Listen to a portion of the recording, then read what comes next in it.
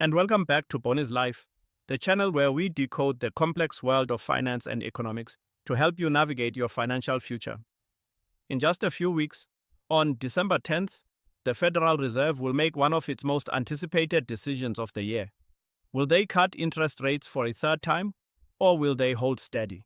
The answer to that question will have a direct impact on your wallet, your mortgage, your savings, and the entire US economy. Right now, the market is pricing this decision as a complete coin toss. Just a month ago, a rate cut was seen as a near certainty.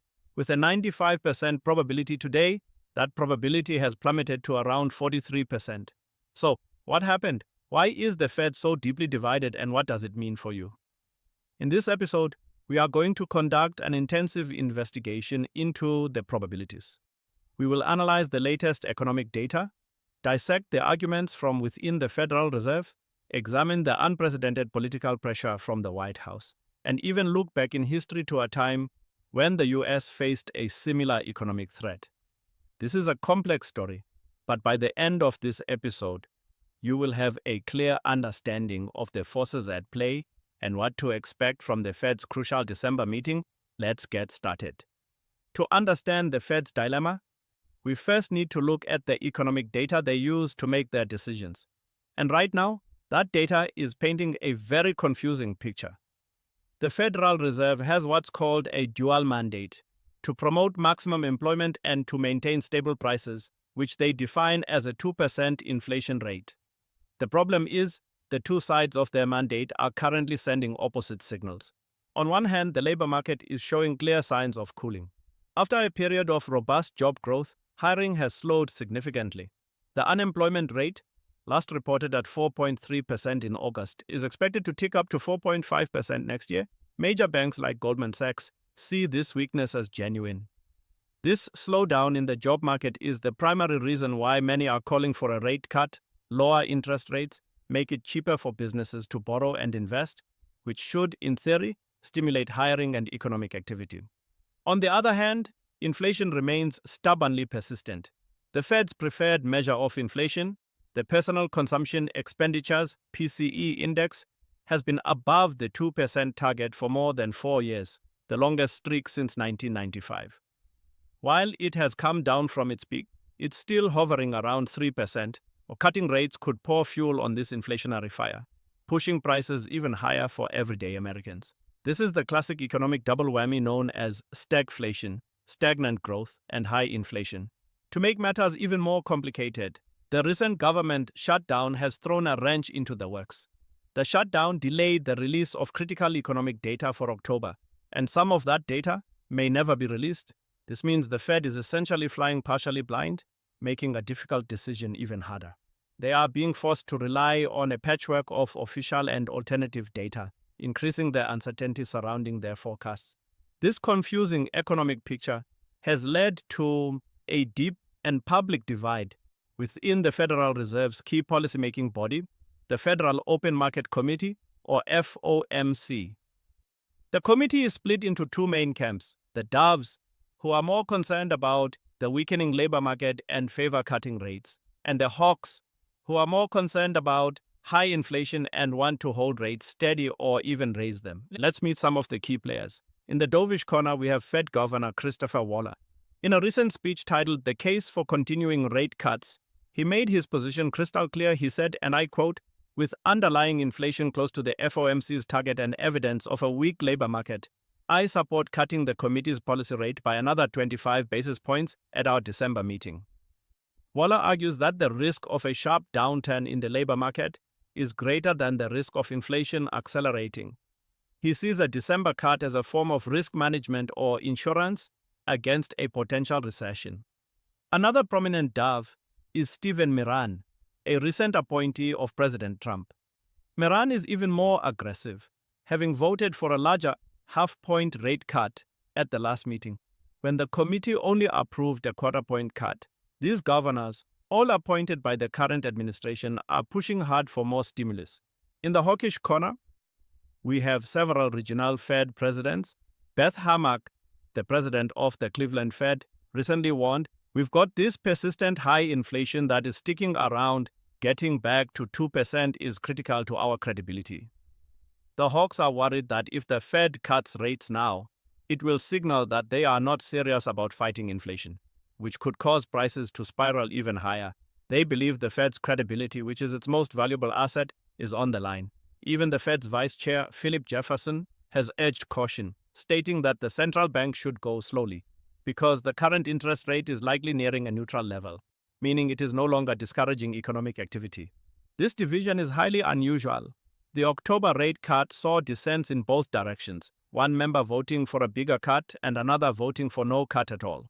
This is a rare event in the Fed's recent history and highlights the deep disagreement among policymakers. And caught right in the middle of this firestorm is Federal Reserve Chair Jerome Powell.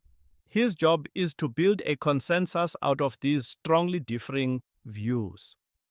After the last meeting, Powell himself acknowledged the uncertainty, stating that a December rate cut is not a foregone conclusion. Far from it. Powell is walking a perilous tightrope.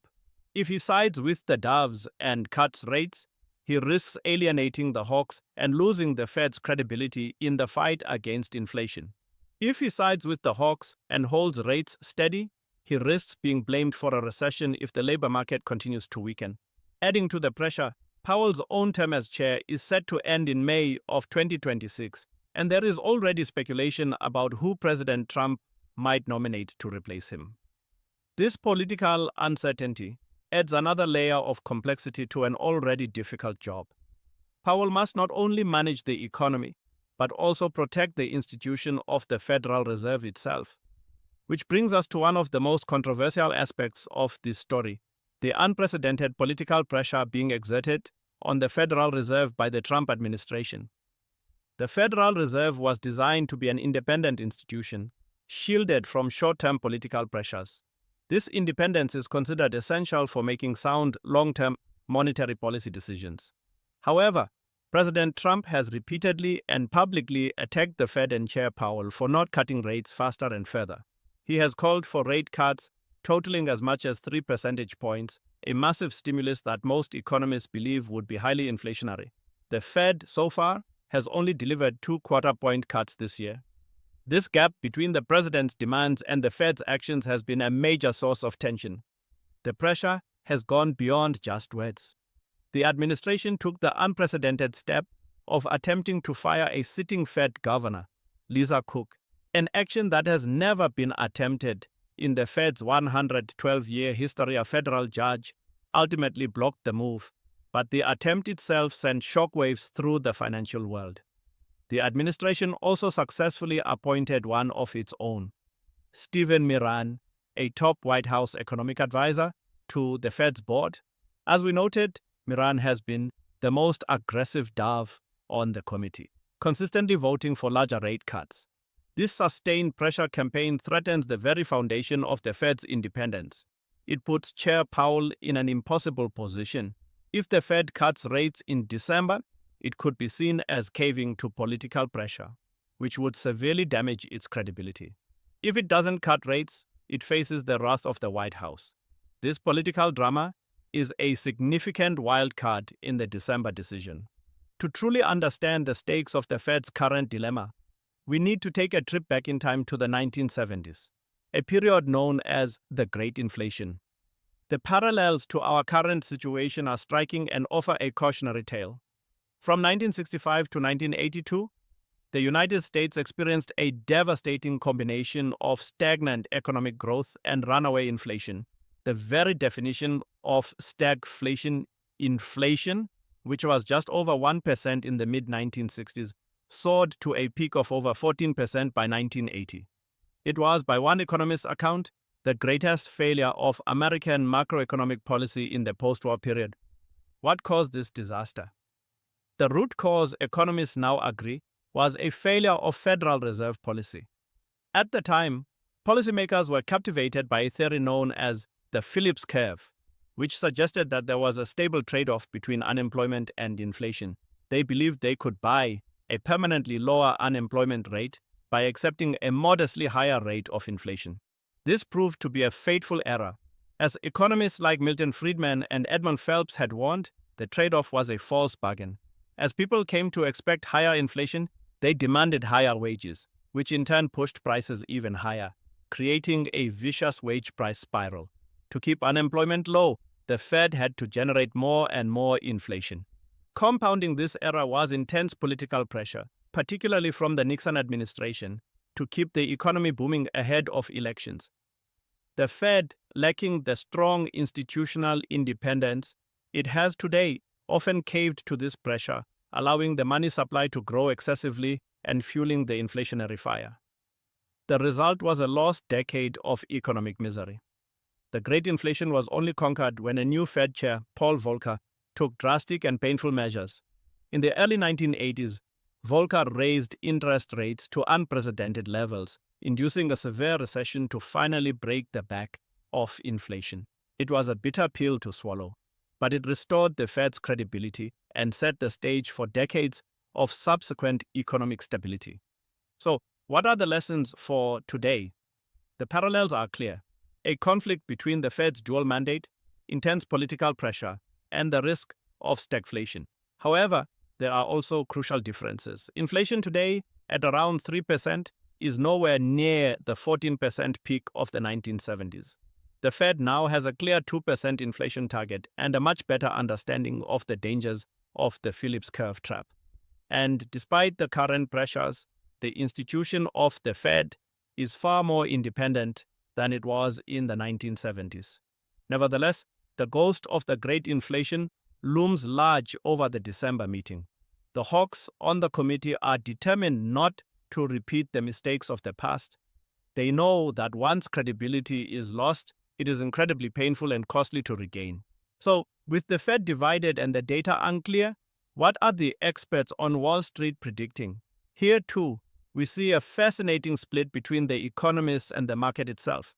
A recent Reuters poll of over 100 economists found that a large majority, 80%, expect the Fed to cut rates by 1/4 of a percentage point in December. They primarily cite the weakening labor market as the key driver. Major investment banks largely agree. Goldman Sachs, one of the most influential voices on Wall Street, has stated that a December cut is quite likely. Their reasoning is that the labor market weakness is genuine and that the Fed will want to provide insurance against a further slowdown. They also point to the Fed's own projections from September, which implied a December cut was the baseline. JP Morgan also expects a cut.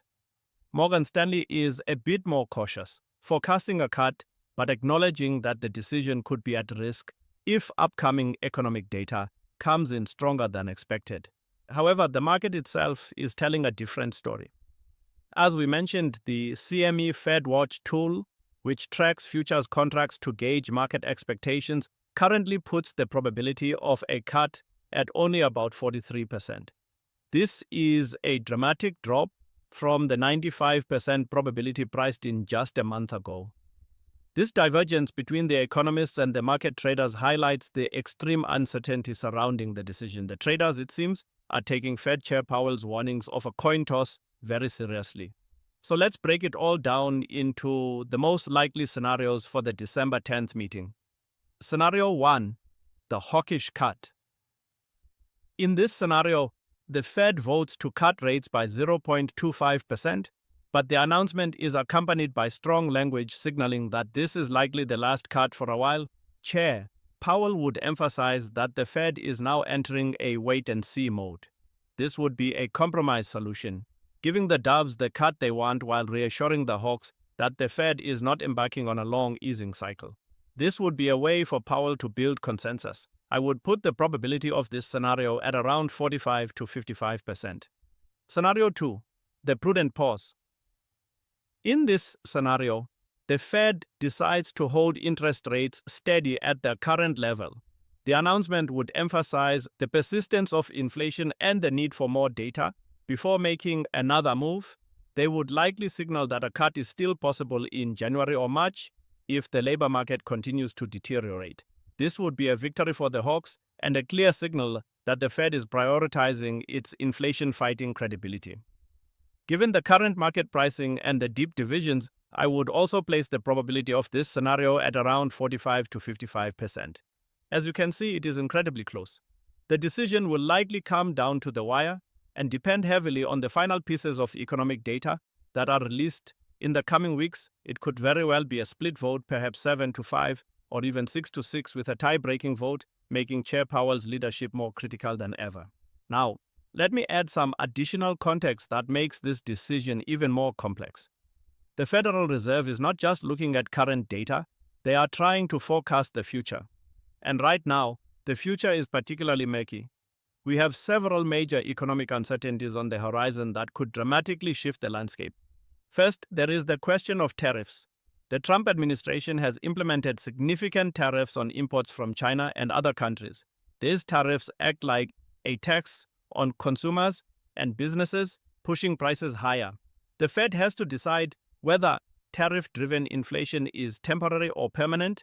If it is temporary, they can look through it and focus on the labor market. If it is permanent, it becomes a much bigger problem. Economists at Vanguard have warned that the Fed needs to take a little bit more caution around viewing tariff inflation purely as temporary.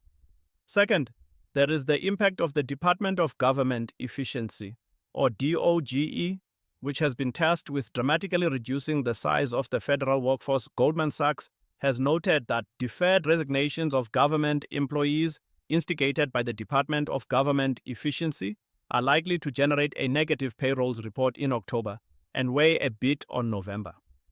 This means that some of the weakness we are seeing in the labor market might be artificially created by government policy, not by underlying economic conditions. This makes it even harder for the Fed to interpret the data. Third, there is the global economic picture. The US does not exist in a vacuum. What happens in Europe, China, and other major economies affects us right now. Many other central banks are also grappling with similar dilemmas. The Bank of England, for example, is also considering rate cuts. In December, the European Central Bank has already cut rates multiple times. If the Fed holds rates steady while other central banks cut, it could strengthen the dollar, which would make US exports more expensive and imports cheaper. This could help with inflation, but hurt American manufacturers. Let's talk about how financial markets are likely to react to the Fed's decision, because this is where theory meets reality. The stock market, the bond market, and the currency markets are all watching the Fed very closely, and their reactions will have real-world consequences for your investments and the broader economy. If the Fed cuts rates in December, we would typically expect to see a positive reaction in the stock market, at least initially. Lower interest rates reduce the cost of borrowing for companies, which can boost their profits. They also make stocks more attractive relative to bonds, as bond yields fall. However, there is a catch. If the market interprets the rate cut as a sign that the Fed is worried about a recession, stocks could actually fall. It all depends on the messaging. This is why I mentioned the hawkish cut scenario earlier. If the Fed cuts but signals that they are done for a while, it could be the best of both worlds for investors. If the Fed holds rates steady, the initial reaction might be negative, as investors have been pricing in a cut. However, if the Fed makes it clear that they are pausing because the economy is strong enough to handle current rates, not because they are indifferent to growth, the market could stabilize quickly. The bond market would likely see yields rise slightly as traders adjust their expectations for future rate cuts. The currency market is also crucial. A rate cut would likely weaken the dollar, as lower interest rates make dollar-denominated assets less attractive to foreign investors. A weaker dollar is good for US exporters but bad for consumers who buy imported goods. Conversely, holding rates steady would likely strengthen the dollar. It is also important to understand that the Federal Reserve's decision does not happen in isolation. Central banks around the world are interconnected, and their decisions influence each other. Right now, we are seeing a divergence in monetary policy across major economies, and this creates both opportunities and risks. The European Central Bank has been more aggressive in cutting rates than the Fed. They have already reduced rates multiple times this year, and more cuts are expected. The reason is that the European economy is weaker than the US economy, with lower growth and higher unemployment. The ECB is prioritizing growth over inflation concerns. The Bank of England is in a similar position to the Fed, caught between persistent inflation and a weakening economy. A recent Reuters poll found that a majority of economists expect the Bank of England to cut rates in December, reversing their previous forecast of no change. This shows how quickly the economic outlook can shift. In Asia, the Bank of Japan is in a completely different situation. After decades of deflation and ultra-low interest rates, Japan is finally seeing some inflation, and the Bank of Japan has begun to raise rates. This is a historic shift and reflects the unique challenges facing the Japanese economy. China, meanwhile, is dealing with its own set of problems, including a real estate crisis and weak consumer demand. The People's Bank of China has been cutting rates and injecting liquidity into the economy to stimulate growth. All of these actions by foreign central banks affect the Fed's decision.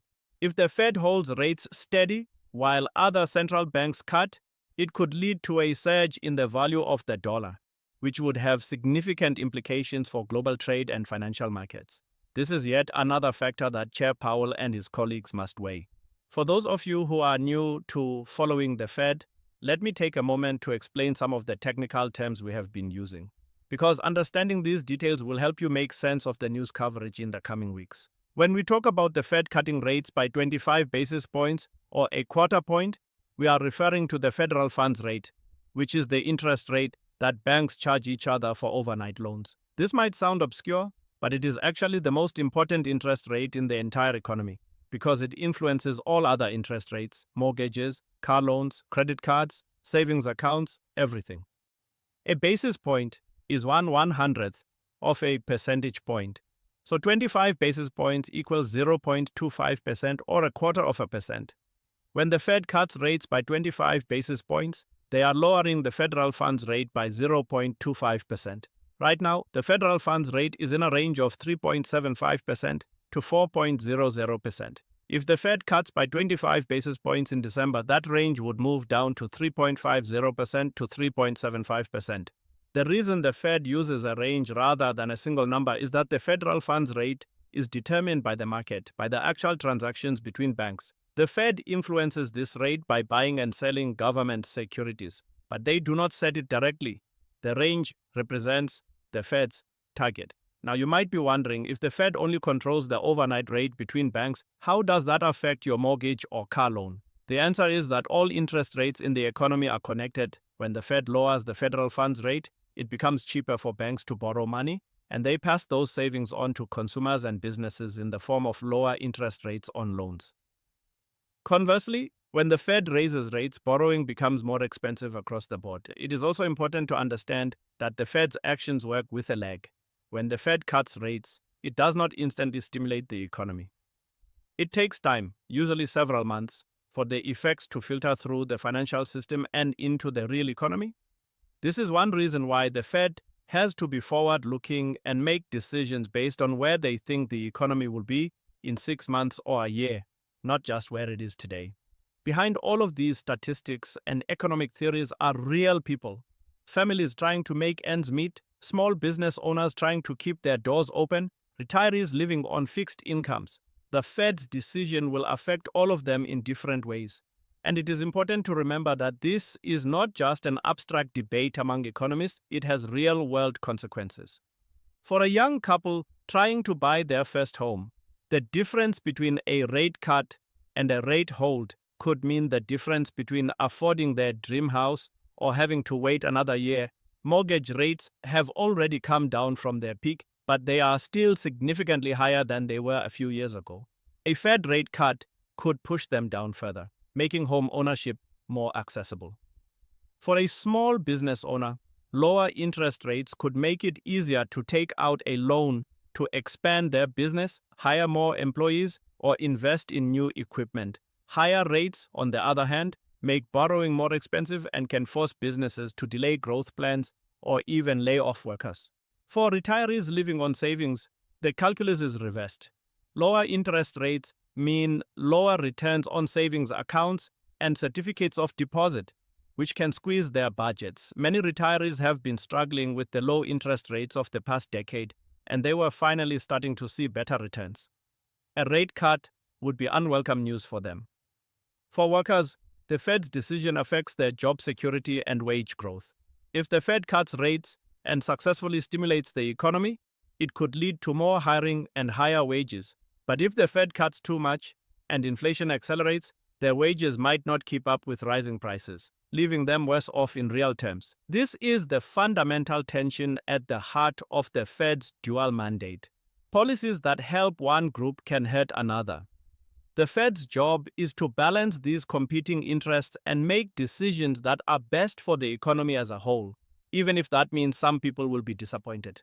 So, what does all this mean for your personal finances? If the Fed cuts rates, you can expect to see lower interest rates on things like mortgages, auto loans, and credit cards. This could make it a good time to refinance a mortgage or take out a loan. However, it would also mean lower returns on your savings accounts and certificates of deposit, CDS. For investors, a rate cut is typically seen as bullish for the stock market, as it lowers borrowing costs for companies and can stimulate economic growth. If the Fed holds rates steady, the immediate impact will be less dramatic. Mortgage and loan rates would likely remain around their current levels. Savings account rates would also stay put. For the stock market, a pause might be met with some disappointment, as investors have been hoping for more stimulus. However, it could also be seen as a sign of the Fed's confidence in the economy's resilience. The bigger picture, however, is about economic stability. The Fed's ultimate goal is to achieve a soft landing, to cool the economy just enough to bring down inflation without causing a recession. If they get it right, we can look forward to a period of stable growth and prices. If they get it wrong, we could face either a painful recession or a return to the stagflation of the 1970s. That is what makes this December decision so incredibly important. So there you have it. The Federal Reserve is facing one of its toughest decisions in recent memory. They are caught between conflicting economic data, a deep internal divide, unprecedented political pressure, and the long shadow of history. The outcome of their December meeting is a genuine coin toss with compelling arguments on both sides. The Doves, led by Governor Waller, believe the weakening labor market requires an insurance cut to prevent a recession. The Hawks, like Cleveland's Beth Hammack, believe the Fed's inflation-fighting credibility is on the line and are urging a pause. Chair Jerome Powell is tasked with navigating this minefield and forging a consensus. Ultimately, the decision will hinge on the economic data that emerges over the next few weeks. But as our deep dive has shown, this is not just a technical decision about interest rates. It is a decision about the independence of the Federal Reserve, its credibility with the American people, and the long-term health of the U.S. economy. We will be watching closely on December 10th and will bring you immediate analysis of the Fed's decision and what it means for you. As we wrap up this deep dive into the Fed's December decision, I want to leave you with a few key takeaways that will help you navigate the news and make informed decisions about your own finances. First, remember that this decision is genuinely uncertain. Anyone who tells you they know for sure what the Fed will do is either lying or overconfident. The best we can do is understand the argument on both sides and prepare for multiple scenarios. Second, do not overreact to the Fed's decision, whatever it is. Whether they cut or hold, it is just one meeting. The Fed will have many more opportunities to adjust policy in the months ahead. What matters more than any single decision is the overall trajectory of policy and the health of the economy. Third, focus on what you can control. You cannot control what the Fed does, but you can control your own financial decisions. If you have been thinking about refinancing your mortgage, now might be a good time to explore your options. If you are worried about a recession, make sure you have an emergency fund. If you are investing for the long term, do not let short-term volatility shake you out of your strategy. And finally, stay informed. The world of economics and finance can seem intimidating, but it does not have to be. That is why we created Boni's Life, to break down complex topics and give you the knowledge you need to take control of your financial future. The more you understand about how the economy works, the better equipped you will be to navigate whatever comes next. Thank you for joining me on Boni's Life. If you found this analysis helpful, please be sure to like this video, subscribe to the channel, and hit that notification bell so you don't miss our future episodes. Until next time, stay informed and stay empowered.